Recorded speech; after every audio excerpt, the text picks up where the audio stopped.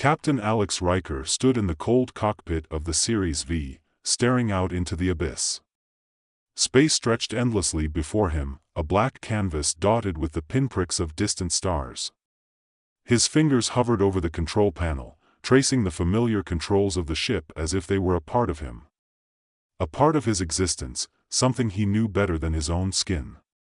The mission was simple: travel to a remote space colony on the edge of the galaxy, investigate its mysterious abandonment, and neutralize any potential threats. The colony had once been a thriving hub for scientific research and intergalactic exploration, but a catastrophic event, something that had never been fully explained, left it a graveyard of rusted metal and abandoned hopes. Whatever secrets it held, Alex was to uncover them, and if necessary, destroy them. His mission had no room for hesitation. He had learned that over the years. He was a soldier. A bioengineered war machine, built for one purpose: to eliminate threats. But lately, Alex had started to wonder, had he ever been anything more? Or was he simply an instrument, nothing more than a tool in the hands of those who controlled him? The soft hum of the ship's engines was the only sound in the sterile silence of the cockpit. His mind, however, was far from quiet. Memories, blurry, fragmented, whispered at the edges of his consciousness, like ghosts he couldn't fully shake. His mind wasn't supposed to be like this, chaotic, unpredictable. He had been programmed to follow orders, to remain focused, to never falter. But sometimes, when the silence stretched too long, he felt it, a crack, a fissure deep inside. A soft beep from the communication panel snapped him out of his thoughts. "Captain Riker," came the voice of his commanding officer, General Miller. "Prepare for landing. You'll be on the ground within 2 hours. I've included a full briefing on the colony's last known operations. But there's something else: a civilian consultant has been added to your team." Alex's eyes narrowed. "A civilian?" "Her name is Dr. Callie Vance," Miller continued, unaware of Alex's growing irritation. "She's a psychologist.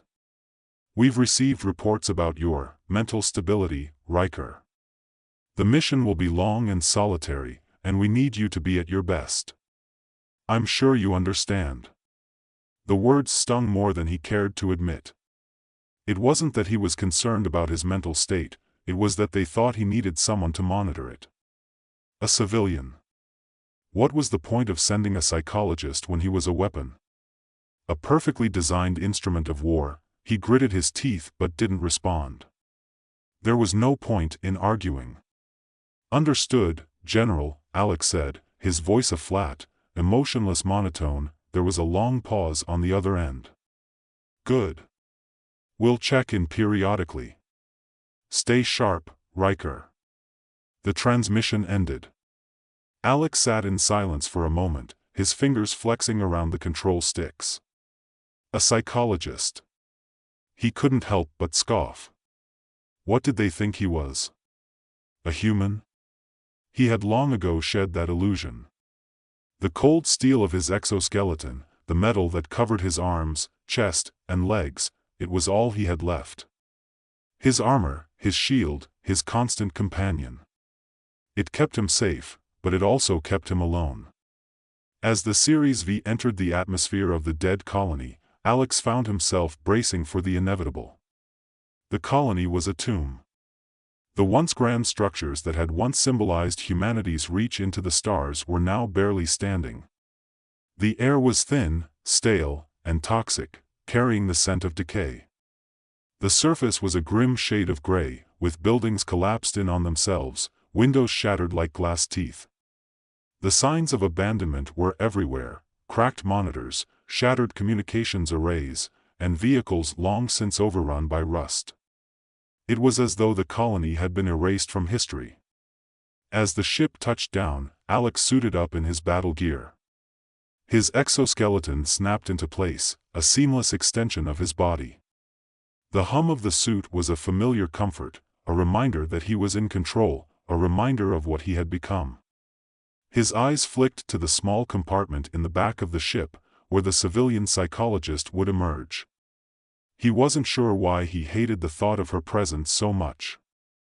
Maybe it was the constant reminder that, despite all his physical prowess, something inside of him was broken, something that couldn't be fixed by bullets and blood. The hatch opened with a hiss, and Dr. Callie Vance stepped out. She was slight, almost fragile-looking, her movements careful but confident. Her blonde hair was tied back in a tight bun, and she wore a simple jumpsuit, a far cry from the heavily armed military personnel Alex was used to. Her face was calm, almost serene, her eyes scanning the desolate landscape without flinching. "Captain Riker," she said, her voice light and easy, almost annoyingly so. "I assume you're ready?" Alex nodded curtly. He wasn't in the mood for pleasantries. "Let's get this over with." Her smile faltered for a brief second, but she recovered quickly, her professional mask slipping back into place. "Of course. Lead the way." They moved through the colony, their boots crunching on the dust and debris of forgotten history. As they explored the outskirts of the colony's central hub, Alex couldn't shake the feeling that something was watching them. The shadows seemed to move on their own, and every corner they turned felt colder than the last. "Do you ever feel like this place is alive?" Dr. Vance asked, her voice almost a whisper. Alex didn't answer at first. What could he say? His senses were trained to detect threats, not to indulge in irrational feelings of paranoia. But the question lingered, pulling at something inside him. "No," he said finally. "This is just the aftermath of a failed mission. Nothing more." She nodded but didn't look convinced. There was a silence between them as they continued deeper into the ruins. The wind howled, but the buildings stood silent, as though they, too, had given up. Eventually, they arrived at the central facility, the heart of the colony. The doors were heavy, reinforced with steel, but they had been pried open long ago. Inside, the remnants of a high-tech laboratory lay scattered, the equipment long since looted or abandoned. But what caught Alex's attention was the strange device in the center of the room, a pulsating, alien artifact. It shimmered with an eerie blue glow, its surface sleek and smooth like glass, though it radiated an energy he could feel even through his suit. "This wasn't part of the original mission," Alex muttered, his eyes narrowing as he studied the object. "This doesn't belong here." Dr. Vance moved closer, her curiosity piqued. "What is it?" Alex didn't answer, his mind racing. He had never seen anything like this before. The artifact didn't just radiate power, it pulsed with an unsettling rhythm, like the beating of a heart. "Careful," Alex warned. "Touch nothing." But it was too late. Dr. Vance reached out and, with a hesitant touch, made contact with the artifact. The instant her fingers brushed the surface, everything changed. A shockwave shot through the room, a sudden explosion of light and sound that left Alex's vision spinning. The ground trembled beneath their feet, and the walls seemed to pulse, warping in and out of focus. For a moment, Alex was thrown back, his suit's systems scrambling to keep him upright. Then, everything went silent. When he opened his eyes, Dr. Vance was lying on the ground, her face pale and her body still. Alex moved to her side, but before he could reach her, the world around him seemed to shift. A new presence filled the room, something that had been lying dormant, waiting for the right moment to awaken. Alex's heart hammered in his chest, a feeling he hadn't experienced in years. The thing, the force, inside him was stirring. It was almost as if the artifact had unlocked something in his mind, something buried deep within. "Riker," Dr. Vance said weakly, her voice tremulous as she pushed herself up. What's happening?" Alex didn't answer. He couldn't.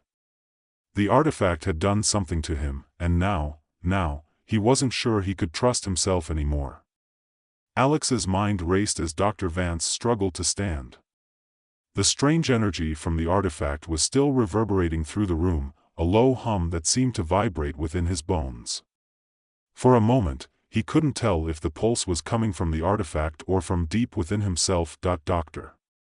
Vance blinked and looked at him, her eyes wide with uncertainty. "What is this, Alex? What's happening?" He didn't answer. His gaze was fixed on the artifact, its faint blue light flickering like a dying star. The air felt thicker now, more oppressive. It was as if the walls themselves were closing in around them. His chest tightened, his breath shallow as a cold sweat broke out across his brow. Alex reached out, hands trembling, but he immediately recoiled. Something wasn't right. The artifact didn't belong here. No, it wasn't just that, it felt familiar. Too familiar. Almost as if it recognized him. The flash of memory came without warning, uninvited, an image of his training, of his creator's cold eyes as they experimented on him, pushing his limits, altering his very DNA. They had turned him into the perfect soldier, the steel soldier, a machine with the face of a man. He had been engineered to fight, to kill, to obey. Emotions were a luxury. Connection, weakness, but as the artifact pulsed again, memories broke through, raw and unrefined. Faces blurred, voices he couldn't quite place, flashes of feelings, loneliness, fear, confusion. Were these his own? Or had they been planted in his mind? Were they memories of the person he had once been, before the metal and wires had replaced his humanity? Dr. Vance was still on the floor, her hand clutching her head as if trying to shake off a lingering fog. "Alex, what's happening? You're not yourself. You're different." She coughed, her breath ragged. "We need to get out of here. This place, it's affecting us." He didn't know what she meant, but the urgency in her voice was enough to jolt him back into action.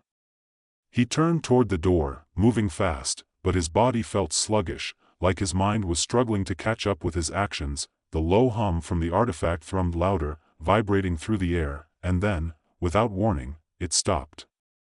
The sudden silence was deafening. Alex froze, the sudden stillness settled over the room like a heavy weight. He could feel Dr. Vance's presence behind him, her steps hesitant as she rose to her feet. The air had shifted again, and it wasn't just the oppressive weight of the artifact anymore. It was something deeper, something inside him. The pulse in his chest had quickened, and his heart, a heart that had long ago been silenced, suppressed by his mechanical enhancements, was beating. The realization hit him hard. The artifact wasn't just some alien relic. It was connected to him. To what he had become. He felt the twinge of something deeper within him, an urge, a primal sensation that threatened to break the cold, calculated shell he had built around himself. But it was too late now. It was already happening. His mind was slipping. Dr. Vance was speaking again, her voice a sharp contrast to the stillness. "Alex, you're shaking. What's going on with you?" She stepped closer, but the edge in her voice made him wary. She was starting to see it too, the cracks in his armor, the growing instability. "Shut up," he snapped, his voice harsh. "We need to leave." The command came out sharper than he intended. But it didn't matter. He was losing control, the cold soldier fading, replaced by something he didn't understand. His hands gripped the doorframe, steadying himself, his mind swirling with the weight of his thoughts. He wanted to yell, to scream, but there was no sound. He was suffocating in the silence, and yet, somehow, the silence was also deafening. His thoughts fragmented. Images flashed, experiments, pain, endless days of training, his creators, those shadowy figures who had engineered him, who had made him a tool. The flicker of memories began to overwhelm him. He wasn't just a weapon. He had been something else before this, someone else. Someone human. But who? Who was that person? And the question struck him like a punch to the gut. Was he still human? The weight of it hit him all at once. He could feel the steel inside him, the cold metal that encased his organs, the artificial enhancements that had made him more than human, but had also taken so much from him. His connection to the world outside was severed. He had been trained to kill. To obey. To never question. Never feel, but the artifact, it had unlocked something. "What's happening to me?" he muttered, his voice barely audible, as if he were asking himself. Doctor Vance didn't answer at first. She was quiet, cautious, and Alex could feel her watching him, observing him. He could hear her every breath, the subtle shifts in her weight as she hovered behind him. He could feel her presence now more than ever, like an anchor in the storm. It should have irritated him, the way she was always so close, always trying to reach him. She was an intruder in his world, after all, but something had changed. He wasn't sure if it was the artifact, or if it was something in him that had finally broken, but there was a connection now. Between them. "Alex," she said softly, her voice steady but unsure. "This place, it's getting to you. We need to leave." "You need to." "No," he interrupted, spinning toward her. "We're not leaving until I understand what's happening. Do you hear me?"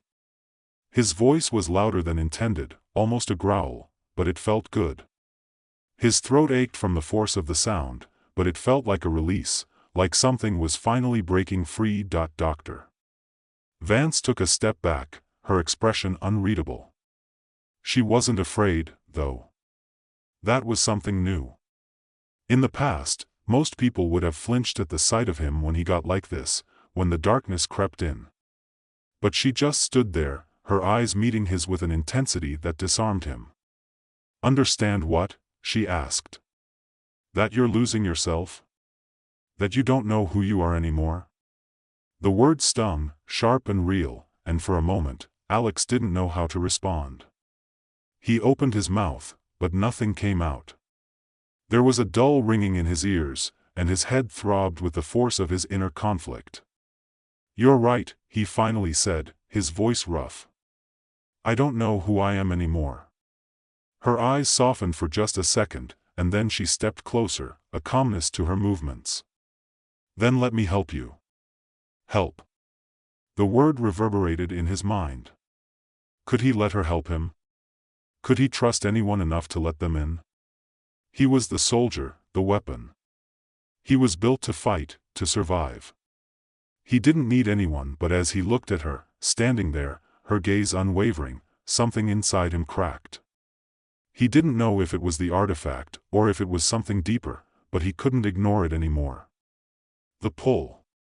The need for something more than the cold void he had lived in for so long. A moment passed between them, fragile and heavy. "Fine," he said quietly. "But you stay out of my head." Dr. Vance gave a small nod, her expression unreadable.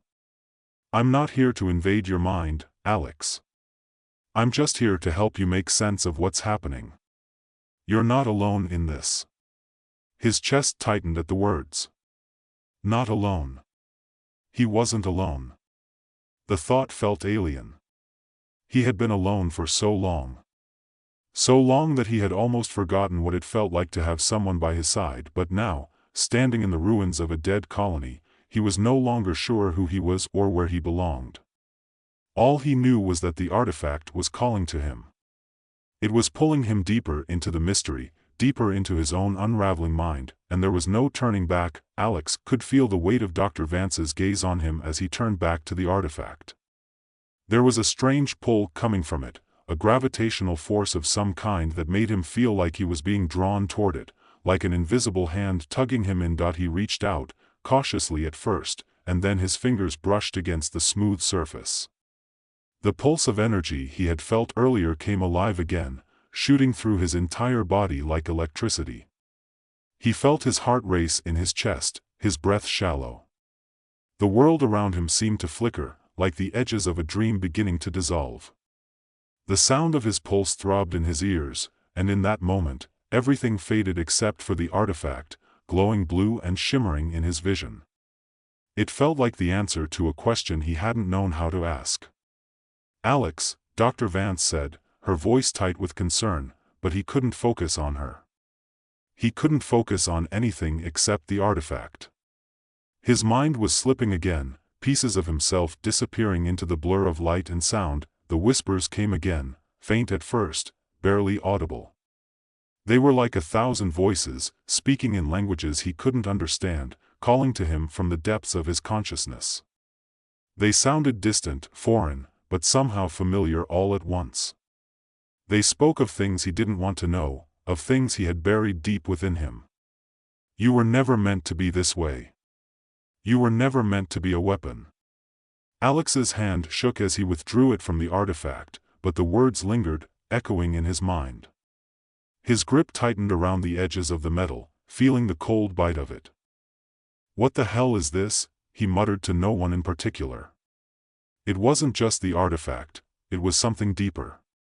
It was as if the whole place was alive, feeding into him, tearing him apart piece by piece. Dr. Vance took a step closer, but he was already pulling away. Alex, we need to leave. Now. It's not safe here anymore. He didn't respond immediately, the weight of her words pulling at him, but the artifact still beckoned. He couldn't tear his gaze away from it. It was like it had opened something inside him, a floodgate. And the flood of memories, of emotions, of everything he had lost, began to drown him. His body was trembling now, almost involuntarily, the coldness of the exoskeleton no longer enough to shield him from the wave of panic rising in his chest. He had always been in control before, he had been the one to control the battlefield, to take the reins of his own fate. But now, with the artifact's pulse vibrating in his chest, he felt like a passenger in his own body, like he was losing himself to whatever dark force had been unleashed. Alex. Dr. Vance's voice pierced through his spiraling thoughts. He turned to look at her, and for a moment, the world around him seemed to slow. She was standing there, looking at him, not with fear, but with something else. Concern. Maybe even understanding. I don't know who I am anymore, he said, his voice shaky, vulnerable in a way that felt foreign to him. He hadn't felt like this in years. It was as if the walls of his mind, the ones he had built so carefully to keep his humanity buried, were coming down. You're still you, Alex, she said, her voice quiet, but firm. You're still in there. He shook his head. I don't think I am. The words tasted like ash in his mouth. He wasn't sure anymore if he had ever truly been human, or if he had simply been a thing, an object they had shaped and molded into something they could control. But the artifact, it had brought something out of him. Something that felt real, something he couldn't suppress anymore. I don't know who I was before all this, he continued, the admission coming out in a low, almost ashamed murmur. All I know is what I am now. You were a person, Dr. Vance said, her voice gentle but insistent. You were human, Alex. They can't take that from you. They never could.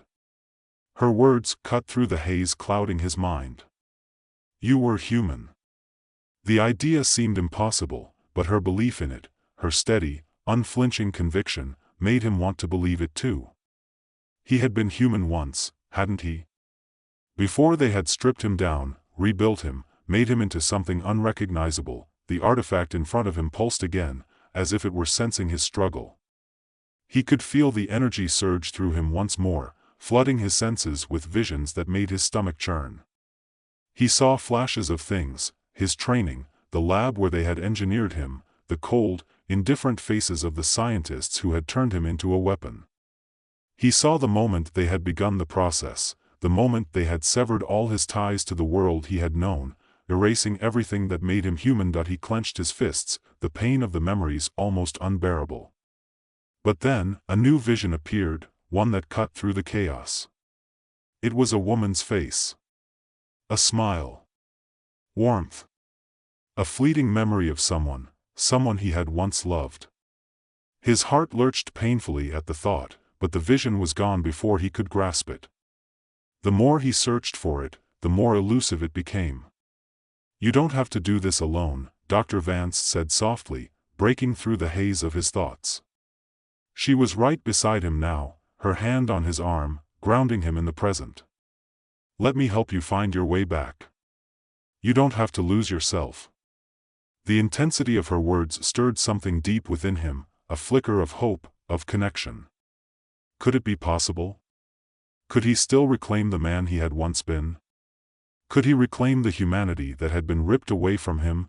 The pulse of the artifact continued, relentless, pressing against him, pushing him to the edge. But the voice inside him, the voice that had always been silent, that had always been buried beneath layers of programming and cold metal, rose up again, clearer this time. You are not just a weapon. The thought was a revelation. The truth of it hit him like a wave crashing over his chest. He wasn't just the steel soldier. He was more than that. And for the first time in years, Alex Riker felt something that was almost like freedom. He looked at Dr. Vance, his gaze meeting hers with a newfound clarity. I don't know who I am yet, he said, his voice stronger, more certain, but I know I'm not just this. I'm not just a tool. And I'm not just going to let this thing control me. Dr. Vance's eyes softened. I'm with you, Alex. Whatever it takes. The moment of realization hung between them, like a fragile thread in the air. For the first time in years, Alex didn't feel so alone. There was someone here who saw him, who saw past the metal, past the soldier, to the man who still lay buried beneath. He turned back to the artifact, his mind focused, the pounding in his chest no longer a sign of his breaking down, but of something awakening. It was time to end this, to destroy whatever dark force the artifact had awakened inside him. He wasn't going to let it consume him. With one last steadying breath, Alex Riker stepped forward. The artifact pulsed once more, but this time, he was ready. The walls of the chamber trembled as his body surged with energy, his suit powering up as he reached for the core of the artifact, determined to end it. Whatever this thing was, whatever it had done to him, it was over now. It was time to take control, to reclaim his life, and as his hand made contact with the artifact again, there was no flash of light. No explosion. No fiery destruction, only silence.